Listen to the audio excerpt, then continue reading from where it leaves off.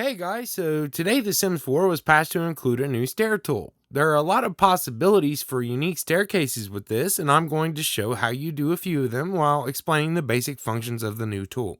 I'm not normally a builder, but I can promise I learned a few things today that will be helpful to people who want to take advantage of this thing.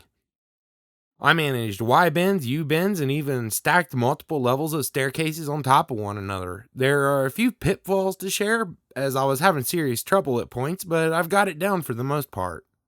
So you've seen the examples I've created. Let's go into the very basics of the tool, which we'll call bends and landing height adjustments for lack of better terms. First, a quick tour of the controls. There are move and copy tools that appear when staircases are selected. The width selectors have always been there, but I bring them up now because you need to decide how wide you want it to be before you start bending. Those controls will no longer be there once you've made a bend. Now, the most basic addition of the pack. Click and hold on this widget and the staircase will be bent in the direction you've told it. It can even wrap all the way around.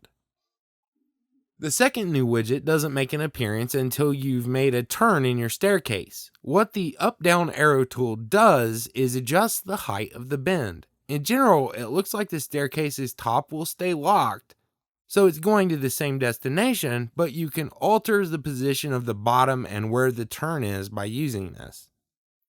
You'll notice that what happens with the turn tool is that each segment of stairs that is long enough for a bend has its own separate gizmo.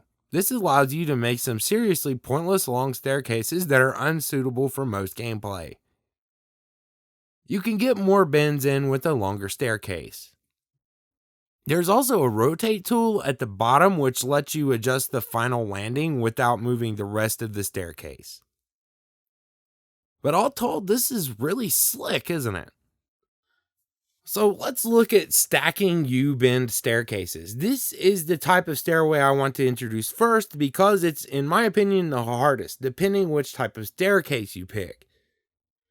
See, in the Maxis Monthly video, Samguru Graham had staircases perfectly stacked on top of one another, but I was not at first able to pull that off, and to hilariously bad effect.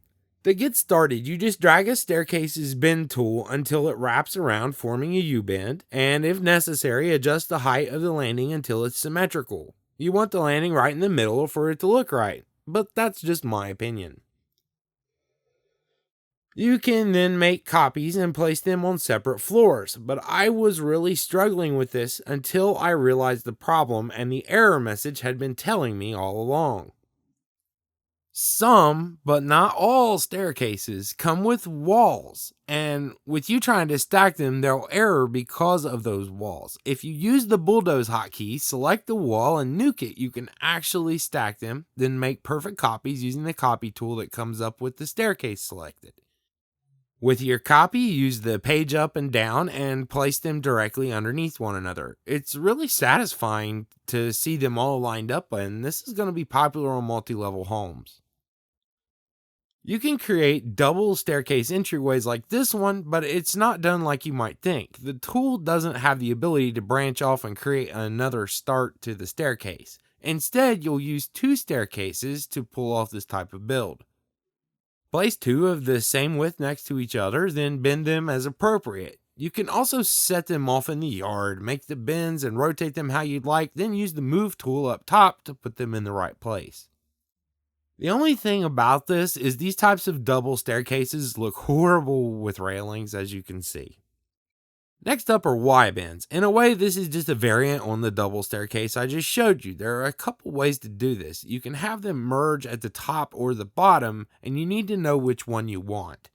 It may be helpful to put a staircase in a place with plenty of room, make the bend the way you want, then install it and rotate the landing the opposite for the second staircase.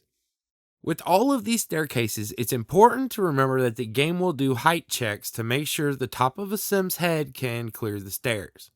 So if you're having problems stacking them or something, make sure that your wall height is at least medium. But these height checks and the ability to bulldoze walls really comes in handy. You're able to place furniture under stairs and have Sims use it. It feels like we have a bit more living space despite the staircases taking up a large area. If an adult Sim can fit, You can put desks, dining tables, or a play area for the kids under the stairs. Maxes have, for the most part, outdone themselves with this tool. The only thing I wish they had done differently relates to the railings. If I have two staircases side by side, I'd like to have the middle without a railing because it'd look a lot nicer. Really great, actually. Anyway, that's all there is to say about the tool for now, and I hope this was educational for you. Console players, don't fret because you're expected to get this tool in a few weeks to a month, and I'm sure you'll like it when it arrives. There was also some free clothing and such in this pack, but this is not a Sims fashion channel. Thanks for watching, and share this if you found it helpful. I'll be back tomorrow with Realm of Magic stream coverage.